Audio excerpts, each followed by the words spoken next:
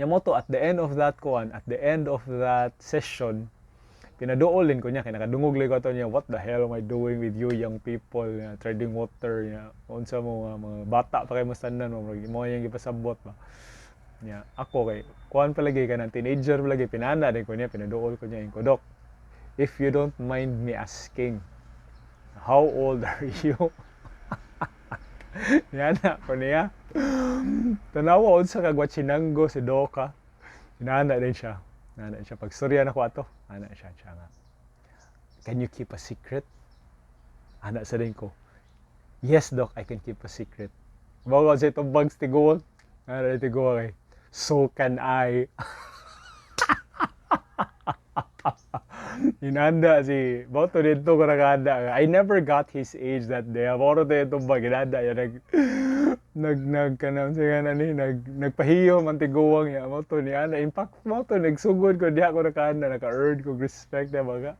Kuan sa it made me think that time. Maayong adlaw mga amigo. Nana sa takarono nana sa lain video niya. Taod-taod sa tang nawa miguno kay na busy sa lagi ko niya mo na karon pa ko nakabalik unya.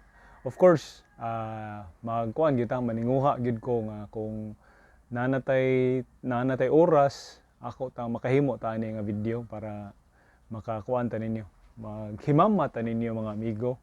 Karong adlaw is June 11 no nya ugma kay June 12 na, which is Independence Day. Ang atong video karon ako ni siyang bag-o ni siyang segment nga akong ibutang dinhi sa akong channel mga amigo. Ako ni siyang titulan og Persons of Inspiration. Natay mga makaila sa atong kinabuhi nga muhatag sila og inspirasyon, muhatag sila og mga lesson sa atong kinabuhi.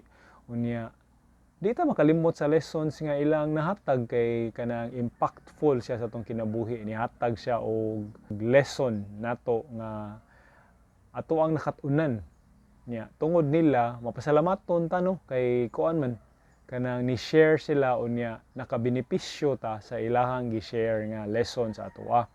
Mao nang ako ning gitawag og Persons of Inspiration. Unya mao ni siya ang episode 1 or mao ni siya ang video 1 sa kaning ato ang segment.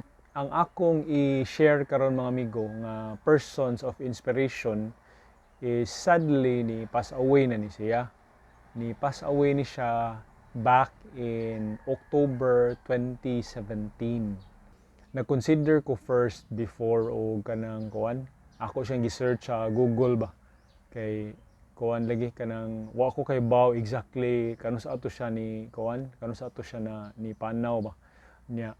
Mo to akong gi-search, ako pagayng gi-kontak ako amigo Papapi. Salamat sa kuan pag-confirm sa iyang first name. Nakalimot ko siyang first name good.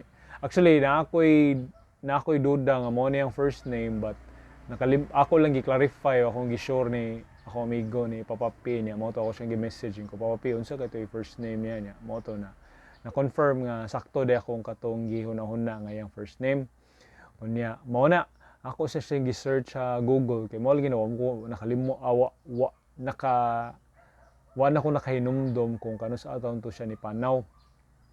Nya mo to pag-check na ko actually nasa daghan na mga paparehan niyang pangan nya mo to siguro itong mga parente ana ni konto mo to nakuha na ko ang iyahang kuan ang iyahang date o ang pizza sa iyang pagpanaw mo to October 2017. Unya nataw day siya by the way September 1929. So pagpanaw niya iyahang edad was 88 years old siya ni panaw mga amigo. 88 ha, imagine. Kuan sigid kanang almost close to 90 no. Nya mo na my gosh pagtan-aw lagi nako nga 1929 mo ko my gosh, nana di siya ka gaya na din no. Yeah, 88 years old siya ni panaw mga amigo. Yeah, kuan kanang sa way paglangan mao ni siya si Dr. Hill Ramas. Yeah, mo na ang katong pagkaila nako niya is Doc Ramas ra to akong murag ikuan niya tawag niya ba si Doc Ramas. Tao siya no September 1929 unya ni panaw siya exactly a month after his birthday. Ang iyang birthday kay September 11 man 1929, nipanaw siya kay October 11 pod 2017, mo na 88 years old siya. Now, mga amigo, I just wanna clarify, dili mi na naka-close ni Doc Ramos ha, but despite nga dili mi close, tungod sa among paghimamat before, kanang na-make siya og impact o naka-learn ko og lesson sa iyang gi-share namo sa una. Now, mo na, gubalik na ta sa history. Nagkaila mi or nagkahimamat mi na ni Doc Ramos back when I was still a teenager. Pag teenager na ko, tiguang na to siya tong time no. Pag meet na mo, kay kuwan pa man ko ato, I was in college. Unya, during that time in college, kay kuwan man ko, active man ko sa kanapil-apil o kanang intramural sa swimming. Unya, tungod anang intramurals nga swimming, na involved sad ko sa mga kuwan, katong mga varsity nga mga kuwan, kanang naa sila'y murag lifeguard training, man siguro to if I'm not mistaken. Naa sila'y lifeguard training or either lifeguard training to siya or water safety. Nya at that time nato siya sa San Carlos. Nya siya mo'y nag-facilitate sa katong water safety training. Unya murag gi-offer to siya og free ata sa mga varsity. Unya tungod kay kuan lagi mi na sa may mga at that time active ko sa kanang swimming mo to mga nakailar sa nako mga varsity at that time. Naka-attend ko ato nga water safety nga murag nahug to siya murag water safety seminar no. Nakalimot ako to taod na gito, it's been a while. Unya mo na kanang kuan mo to naka-appeal ko. Unya pag-appeal na ko ato ang water safety seminar, ang nag-facilitate kay si Doc Ramas. Unya at that time siya mismo mo admit siya nga murag kuan na siya kanang makita ni mo no nga kuan na siya kanang guwang-guwang na siya at that time with a white hair, unya nanay wrinkles, but ang iyahang kuan, ang iyahang, don't get me wrong, despite nga murag na siya uban, na siya kuan, na siya wrinkles, ang iyahang approach, ang iyang energy is kuan pagid siya kanang batan-on pagid kay siya og kanang vibe. Di ka tungod lang sa iyang looks, pero sa the way siya mo storya, the way siya mo kanang passionate kay siya mo share sa amo kay kuan gid kanang daghan pa siya energy mga amigo ba. Nya napatoy instance nga di ko makalimot nga naa siya gikasab-an ang mga kauban kay nami kauban na to nga varsity ba nga medyo may pagkagara-garaon sa to siya niya kanang while nag-discuss si Doc Ramas during our seminar niya kanang murag sige kanang wala pa toy uso cellphone mga amigo. At that time wala pa yung mga cellphone, wala pa yung social media at that time, but kanang murag nagsige kanang storya or kanang murag kuan ba kanang ugagara-gara pa to siya ba.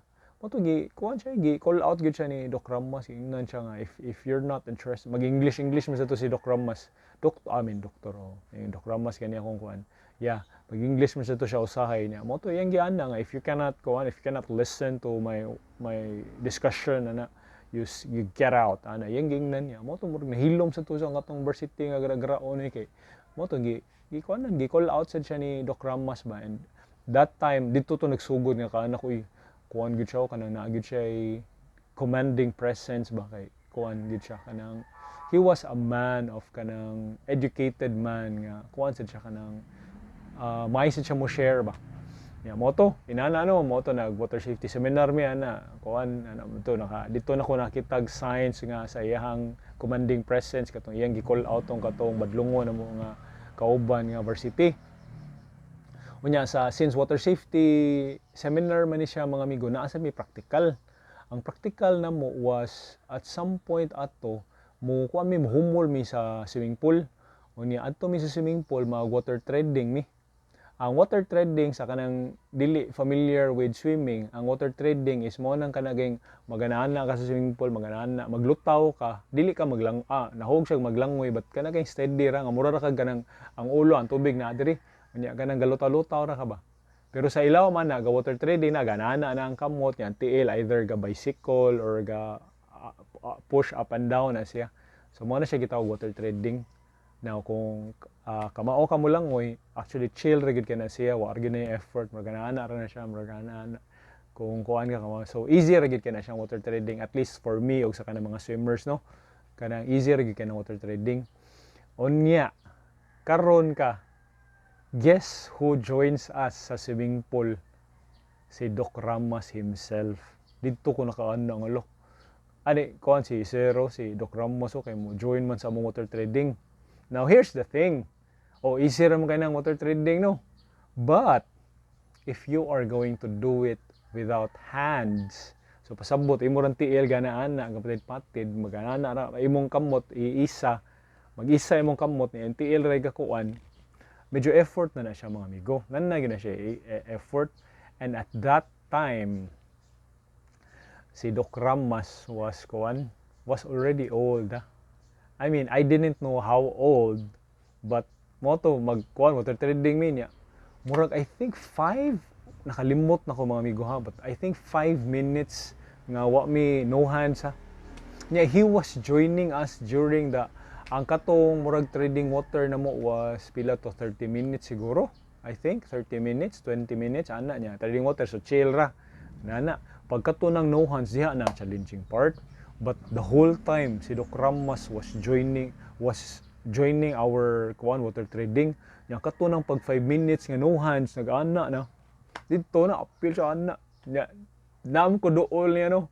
Ni comments ya dito ko nakadungog nga dito ko nakakuan sa iyahang kanang fun side ba, or iyahang iyahang lingaw nga side ba, kanya na siya nga nag-English siya, di ko kalimmo sa insultin siya nga, what the hell am I doing with you, doing trading water with you guys, with you young people, yan na siya. So kung mga teenagers biya miha niya persiti bigid ang mga kauban, so here was this old man kanang joining us sa among trading water niya. Moto na himuot lang mo ba kasi sa dana naning sa kay si Doc Allah niya ganaan sa siya trading water niya. He lasted the whole kanang kuan katong water trading practical na mo nga kuan niya na patong challenge nga no hands nga trading water niya. Moto at the end of that kuan, at the end of that session, pinaduolin ko niya kay nakadungog lay ko ato niya, what the hell am I doing with you young people trading water niya, unsa mo mga bata pa kay mo standan mo yang gipasabot ba niya. Ako kay kuan palagi ka ng teenager palagi, pinana din ko niya, pinaduol ko niya ko, Doc, if you don't mind me asking, how old are you? Yan na ko niya. Tanawa unsa ka gwachinanggo si Doc, inana din siya. Ana siya pag storya na ko ato. Ana siya nga. Can you keep a secret?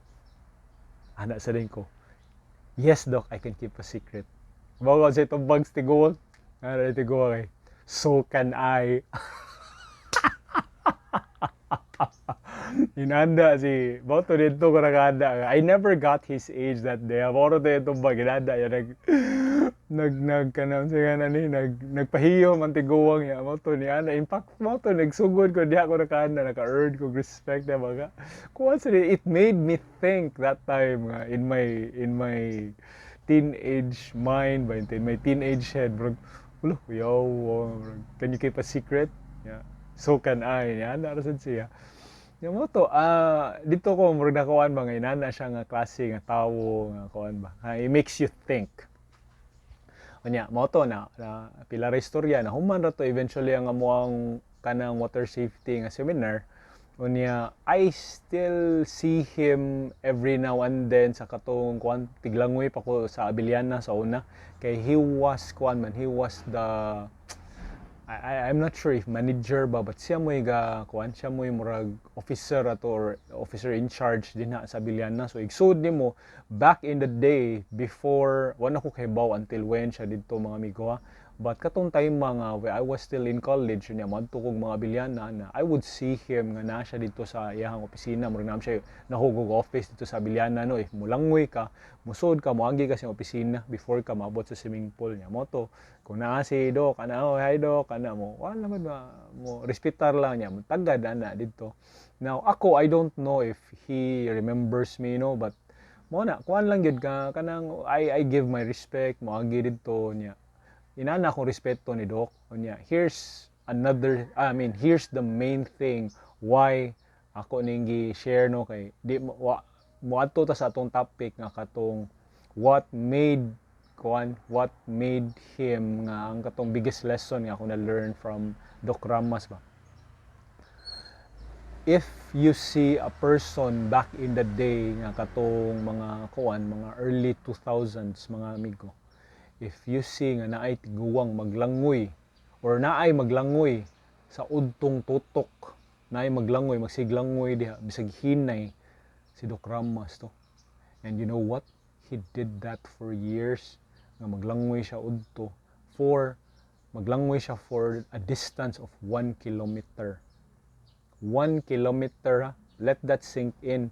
Yes, if lako na nimo ang 1 kilometer, kaya ra kay na lako nimo ang 1 kilometer, but langoy ya. So wayig langoy do 1 kilometer, di ba? Labi nagkuan kanang even if swimmer ka, 1 kilometer is ma-test yun imong endurance. Kung mulangoy ka 1 kilometer, imong endurance ma-test yun. Di siya inaana. Kung swimmer gid ka nga swimmer, dili siya inaana kalisod pero di pud siya sa yun.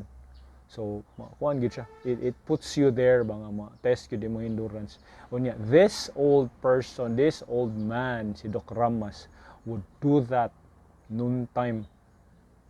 Unya, karon you might ask nga makapangutan na ka ba nga ngano iyang tong gibuhat. Here comes the lesson. Naka-share to siya before niya na siya nga mao nang mulangoy ko every day for 1 kilometer kay kuan daw katong when he was old na kanang I think wa siya ni mention exactly. I did not know, I never knew his age back in the day. But I was thinking, na siya sa mga 60s atong nga time no, katong pagkuha na mo, pagkahimamat na mo, 60s. And I realized now, I did the math, mga nanari siya early 70s na di siya ato mga amigo, pagkahimamat na mo. So, inana siya nga ako katong nakapilapil siya na mo trading water, early 70s na to siya ato. Motong he had all the right to say nga, what am I doing with you young people? Kay early 70s na siya, nakapilapil pa siya na mong trading water niya. Napatoy 5 minutes nga challenge nga no hands. So inana siya ka kuan nga motong he had all the rights to kuan to say nga what am I doing with you young people. Nga nato yapon siya. Nagpilapil yapon siya na mo sa mong kuan trading water. Unya mao na ang iyahang kuan, ang iyahang belief atong time mga I learned until now akong gi-carry ako siyang gi-carry nga lesson was iyahan ni nga personal belief ha mga amigo, iyahan ni personal belief.